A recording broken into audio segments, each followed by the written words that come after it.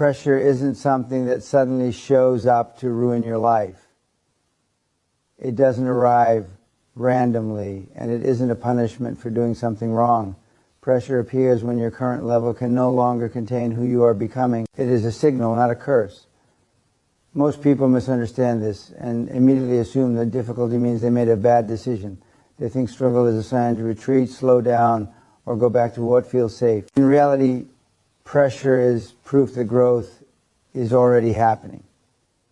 It shows up when you step beyond familiar limits, when you demand more from yourself, and when life responds by testing whether you are serious or just talking. Every level of progress comes with resistance. When you were comfortable, life felt easier because nothing new was being demanded from you.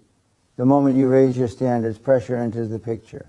More responsibility, more expectations, more risk, and more uncertainty all pile on at once. This is not life attacking you. This is life asking if you can handle what you ask for. People who grow understand this. People who stay stuck take pressure personally and assume they are failing.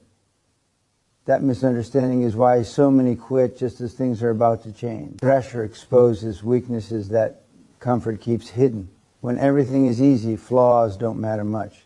Bad habits, poor discipline, weak focus, and emotional reactions stay unnoticed. The moment pressure arrives, those weaknesses surface immediately. Deadlines feel heavier, mistakes feel more costly, and excuses stop working. This exposure feels uncomfortable, but it's necessary. You cannot strengthen what you refuse to acknowledge. Pressure forces honesty. It shows you exactly where you need to level up mentally, emotionally, and behaviorally. People who grow don't wish pressure away. They learn to function inside it. They stop asking why things are hard and start asking how they need to change to meet the moment. Pressure doesn't mean you're unprepared. It means preparation must now become serious. It demands sharper focus, better routine, stronger discipline, and emotional control. Without pressure, those traits never develop. No one builds resilience in easy seasons. Resilience is forged when the load increases and quitting feels reasonable. There's a reason pressure increases right before breakthroughs. When you're close to a new level, life raises the bar. More decisions need to be made, more people depend on you, and the margin for error shrinks. This is the point where average people retreat because the cost feels too high. They confuse intensity with danger. They assume peace is found by going backward, not realizing that growth requires tolerance for discomfort. High performers understand that pressure is temporary, but progress is permanent. Pressure also reveals commitment. When things get heavy, motivation disappears. What remains is discipline and identity. Are you someone who does what's required, or someone who needs to feel good first? Pressure answers that question quickly. It strips away inspiration and leaves you alone with your habits. That's why so many crumble. They relied on motivation instead of structure. Pressure doesn't destroy discipline, it demands it. Avoiding pressure doesn't protect you, it weakens you. Every time you run from challenge, you train yourself to fear the next one even more. Your tolerance for stress shrinks and your confidence erodes. On the other hand, facing pressure expands your capacity. What once felt overwhelming becomes normal. What once felt impossible becomes routine. Growth doesn't make life easier, it makes you stronger. That difference matters. Pressure also forces prioritization. When demands increase, distractions become obvious liabilities. You can't afford wasted time, low-value conversations, or unfocused effort. Pressure sharpens your awareness. It teaches you to cut what doesn't matter and double down on what does. People who never face pressure never learn this skill. They stay busy but ineffective, active but unproductive.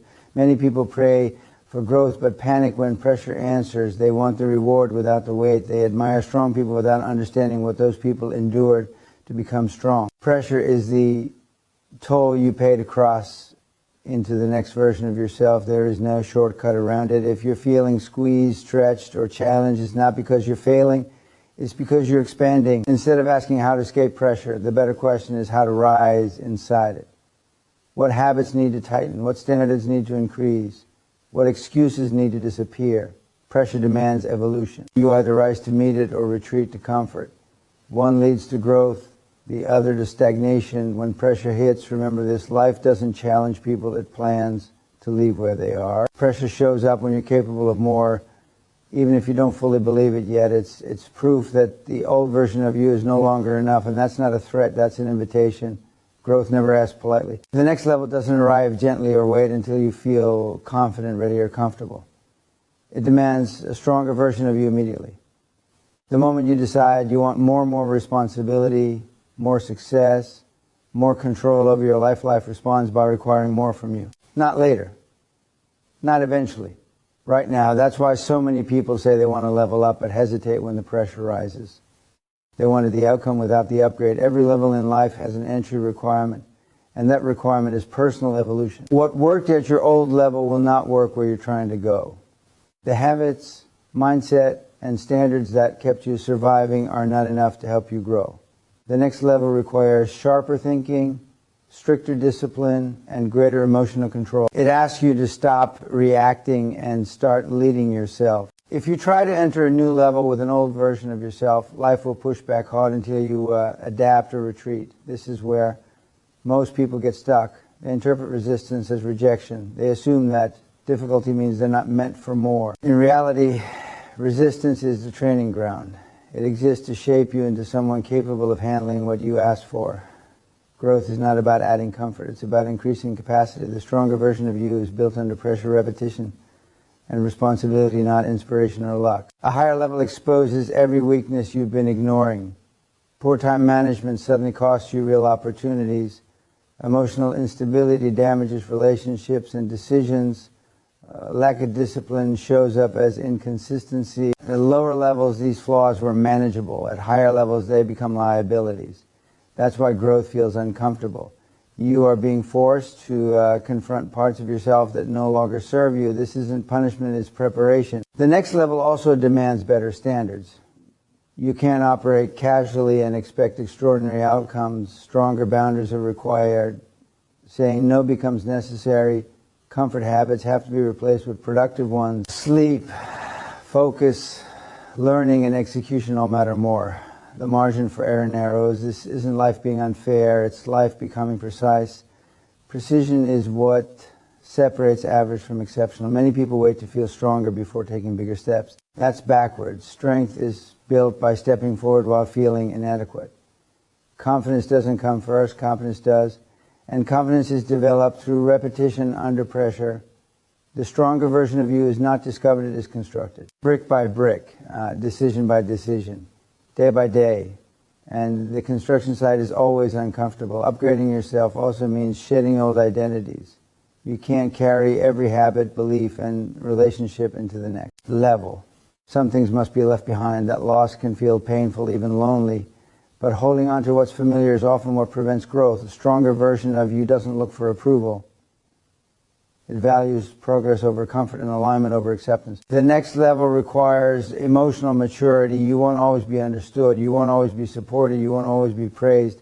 Stronger people don't need constant validation. They move based on principles, not moods. They do what needs to be done even when no one is watching. That's a skill developed only when results matter more than feelings. Life also demands faster decision-making at higher levels. Indecision becomes expensive. Hesitation creates missed windows. The stronger version of you learns to assess quickly, commit, and adjust. Perfectionism fades because progress becomes the priority. You stop waiting for certainty and start trusting your ability to adapt. That trust is built only through experience, not theory. If you look closely, every time your life felt harder, it was because something inside you was being upgraded. More was expected of you because you were capable of more. The problem is that growth doesn't feel like progress while you're in it. It feels like stress, doubt, and fatigue. But on the other side of that pressure is a version of you that can handle more without breaking.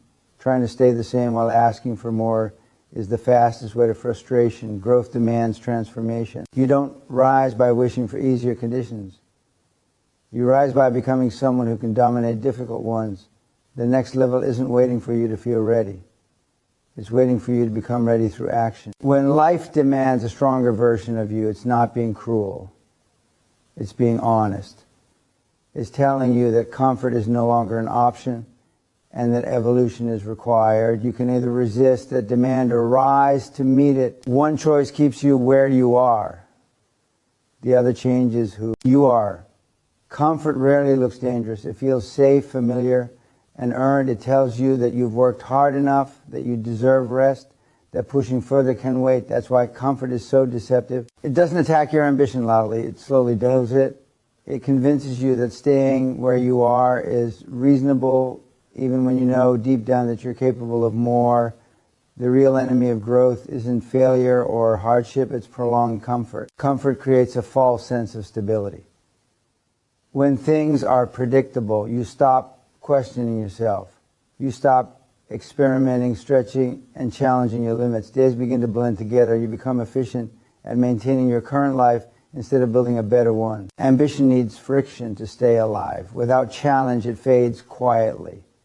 People don't wake up one day and decide to give up on their dreams. They drift away from them through comfort. The danger of comfort is that it lowers urgency. When nothing is forcing you to change, change feels optional. Goals get postponed. Ideas stay unexecuted. Potential gets delayed indefinitely. You tell yourself you'll start tomorrow, next month, next year. Comfort gives you endless excuses that sound logical. There's no immediate pain pushing you forward, so staying still feels harmless. But stagnation always has a cost, even if it's invisible at first. Comfort also weakens discipline. Discipline thrives on structure, challenge, and resistance. When life becomes too easy, discipline erodes. You negotiate with yourself more. You skip small commitments. You break promises quietly. Over time, self-trust declines. Once you stop doing hard things voluntarily, life eventually forces difficulty on you, but by then your tolerance is low. That's when pressure feels overwhelming instead of manageable. Growth requires discomfort because discomfort signals adaptation. Muscles grow when stressed. Skills improve when challenged. Confidence builds when you do things that stretch you beyond what feels natural. Comfort offers none of that. It keeps you operating at a level you already know how to handle. That's why comfort is the enemy standing between you and growth. It blocks the very conditions required for improvement. Many people confuse peace with progress. They think that if life feels calm, they must be doing something right. But calm without direction is stagnation. Real growth is often noisy, inconvenient, and uncomfortable. It disrupts routines and exposes weaknesses. Comfort hides those weaknesses and makes you believe they don't exist. But when circumstances change, and they always do, those hidden weaknesses surface fast. Comfort also shapes identity. When you stay comfortable too long, you start defining yourself by what you already are, instead of what you could become. You stop seeing yourself as a builder or a learner and start seeing yourself as someone who maintains. That identity shift is subtle but powerful. Once you see yourself as someone who avoids discomfort, you unconsciously make decisions that protect comfort rather than pursue growth. Breaking free from comfort requires awareness first. You have to recognize when ease is costing you more than it's giving you. If your days feel safe but unchallenging, productive but uninspiring, busy but stagnant, comfort may be in control. Growth always asks for sacrifice, time, energy, certainty, and sometimes approval. Comfort asks for none of that, which is exactly why it keeps you stuck. Discomfort doesn't mean chaos or burnout. It means intentional challenge. It means choosing harder paths when easier ones are available. It means setting standards that force you to grow into them. Discomfort creates momentum. When you consistently do things that challenge you, your capacity expands. What once felt difficult becomes normal.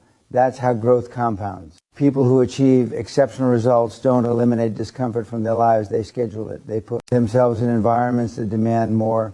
They seek feedback, responsibility, and pressure.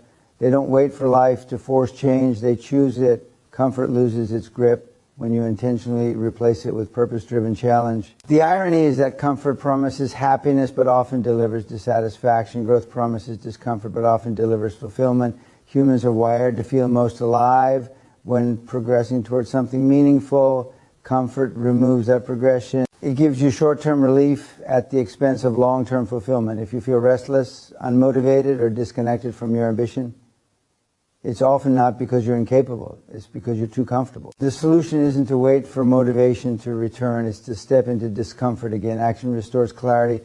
Challenge restores hunger.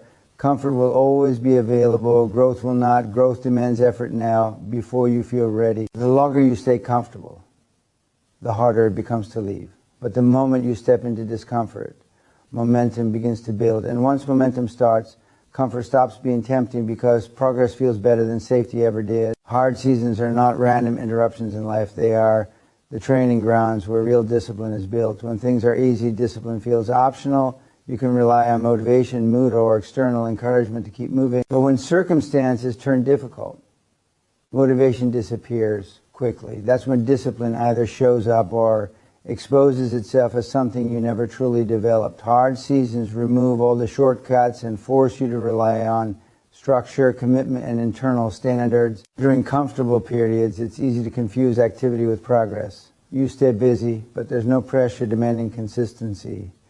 Miss a day, skip a task, delay a decision, it rarely has immediate consequences. Hard seasons change that completely. The margin for error shrinks. Small mistakes feel heavier. Procrastination costs more. Suddenly, doing what needs to be done becomes non-negotiable. This environment doesn't allow weak habits to survive. Discipline is not built by knowing what to do. It's built by doing what needs to be done repeatedly, especially when it's inconvenient. Hard seasons create that inconvenience. Fatigue, uncertainty, and stress become daily companions. You don't feel inspired. You don't feel confident. Yet the work still demands completion. Each time you act despite resistance, you reinforce discipline. Over time, that repetition rewires how you respond to difficulty. Hard seasons also teach emotional regulation.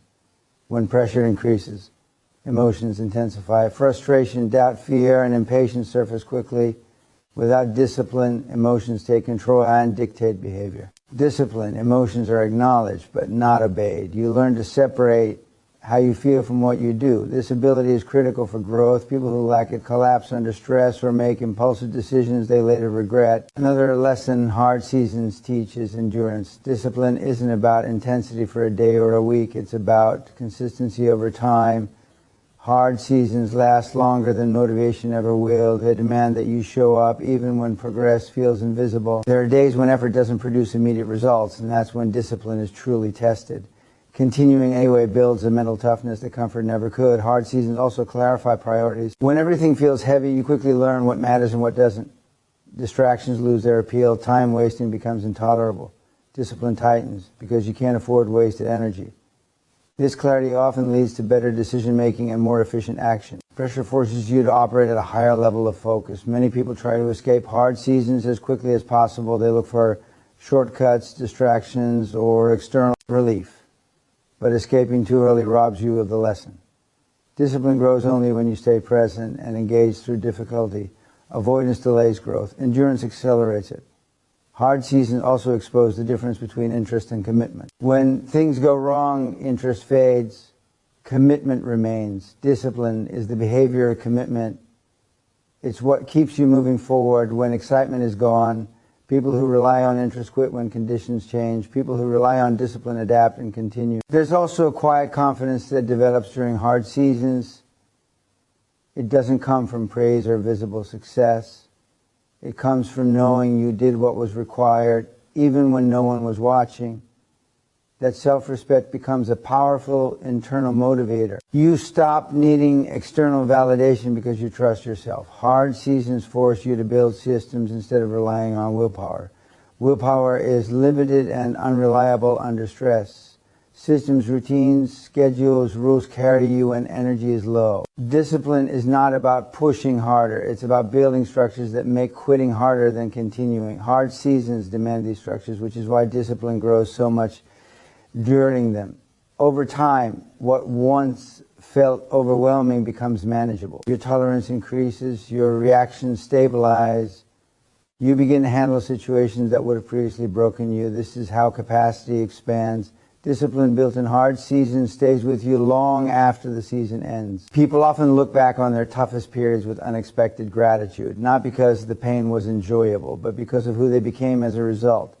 Hard seasons strip away weakness and replace it with resilience, clarity, and strength. They teach you that you are capable of more than you thought as long as you are willing to show up consistently. Discipline doesn't arrive fully formed. It's constructed slowly under pressure through repeated choices. Hard seasons provide the conditions for that construction. Without them, discipline remains theoretical. with them. It becomes part of who you are.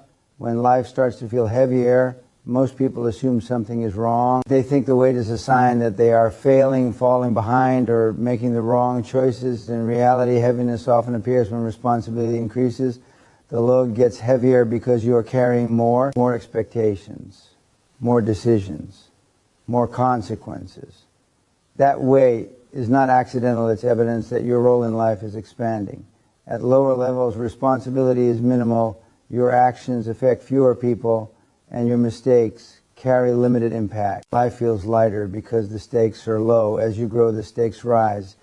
Your decisions begin to influence outcomes beyond just yourself. That shift naturally brings pressure. What once felt simple now requires thought, planning, and accountability. This transition is uncomfortable, but it's necessary for growth. Responsibility changes how you experience time. When more depends on you, procrastination becomes costly. Delays have consequences. Missed opportunities hurt more. You feel the weight of urgency because the margin for error has narrowed. This can feel overwhelming if you're not prepared for it, but it's also a sign that you're no longer operating at a small scale. Life is asking you to step into a bigger role. The heaviness also forces maturity. You can't afford to react emotionally to every inconvenience. You have to think ahead, manage risk, and stay composed under stress. Emotional reactions that once felt harmless now create real damage. Growth demands emotional discipline. The more responsibility you carry, the more control you need over your responses. Many people try to escape this weight by downsizing their goals or retreating to safer ground. They mistake relief for progress. Stepping back may make life feel lighter, but it also shrinks your capacity. Avoiding responsibility keeps you small. Accepting it forces expansion. The weight is uncomfortable because it's stretching you beyond what you're used to carrying. Responsibility also sharpens identity. You stop seeing yourself as someone who waits and start seeing yourself as someone who leads. That shift changes how you think, speak, and act. You become more intentional. You understand that your actions matter even when no one is watching. This awareness builds integrity and self-respect. Carrying more responsibility also requires better structure. Chaos becomes expensive. You can't rely on memory, impulse, or last-minute effort. Systems, routines, and planning become essential.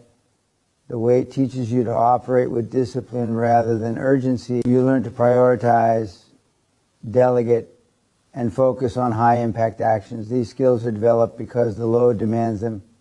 Heaviness also reveals readiness. Life doesn't hand responsibility to people who can't handle it for long. If the load has increased, it's because you've shown signs of capacity, even if you don't fully recognize them yet. Responsibility is often given before confidence catches up. You grow into the weight by carrying it, not by waiting to feel ready. There's also a mental shift that occurs when responsibility increases. You stop asking what you feel like doing and start asking what needs to be done. This shift separates adults from children, leaders from followers, builders from consumers. The weight forces clarity. It removes options that no longer serve the mission.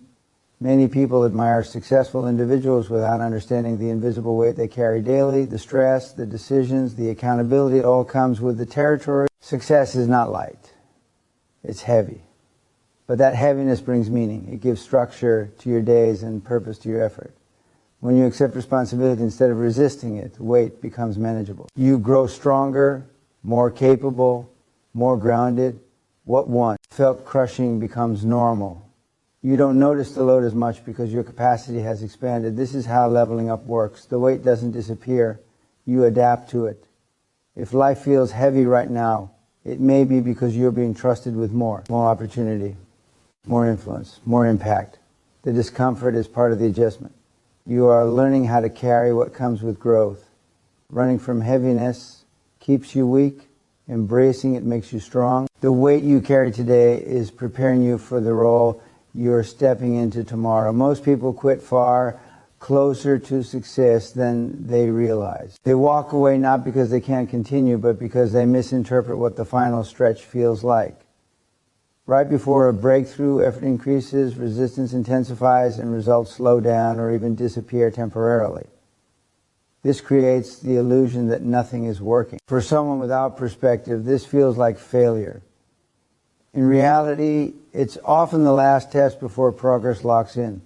Growth follows a pattern that isn't obvious while you're inside it. Early stages feel exciting because everything is new and expectations are low. Any progress feels like proof you're moving forward. As you get closer to the next level, the standards rise, the work becomes more demanding, mistakes cost more, and improvement feels slower. This is where most people give up. Not because the goal is impossible, but because the feedback is delayed. The closer you get to an upgrade, the heavier the pressure becomes. Life starts asking for consistency instead of bursts of effort. It demands patience, endurance, and emotional stability. Motivation fades and discipline takes over. Many people mistake this phase for burnout or misalignment. They assume they're on the wrong path because it no longer feels exciting. They don't realize that excitement is replaced by seriousness when something actually matters. Quitting at this stage is especially tragic because of how close you often are. The foundation has been laid. The skills have been developed. The awareness has increased. Walking away doesn't erase the effort, but it freezes progress right before momentum would have compounded. The pain of quitting here lingers longer because deep down, you know you were close. One reason people quit is comparison. As pressure increases, they look around and see others seemingly progressing faster or with less effort. They assume they're behind. What they don't see is that everyone's timeline looks different near the edge of growth. Some people break through quickly. Others require more refinement before the shift happens. Comparing during this phase creates unnecessary doubt. Another reason is exhaustion from carrying responsibility without immediate reward. When effort isn't matched by visible results, frustration builds. The temptation to return to something easier becomes strong. Comfort starts to look attractive again. This is where clarity matters. The ease of quitting is short-lived. The cost of quitting is long-term. Breakthroughs rarely announce themselves. There's no clear sign saying one more step and everything changes. Instead, there is uncertainty. The work feels repetitive. The outcome feels distant. This ambiguity is intentional. It filters out those who are not fully committed, those who continue despite not knowing when the payoff will arrive are the ones who earn it. Most people overestimate how much progress should show and underestimate how much is happening beneath the surface. Skills compound quietly. Confidence builds subtly. Relationships strengthen invisibly. Then, when conditions align, progress appears sudden. To outsiders, it looks like luck. To the person who stayed, it feels earned. Quitting right before the upgrade often becomes a pattern. Once you do it once, it becomes easier to do it again. You train yourself to retreat when things get hard instead of pushing through. Over time, this creates a ceiling. You never break through. You become skilled at starting but not finishing. Those who break this pattern learn to recognize the signs of an impending upgrade, increased pressure, reduced excitement, greater responsibility, fewer external rewards. When these signs appear, they don't panic. They tighten discipline and simplify focus. They understand that this phase is temporary, even if it's uncomfortable. Staying through this stage requires trust in the process and respect for the work already done. It means continuing even when emotions suggest stopping. This is where identity matters. You don't continue because you feel good. You continue because this is who you are.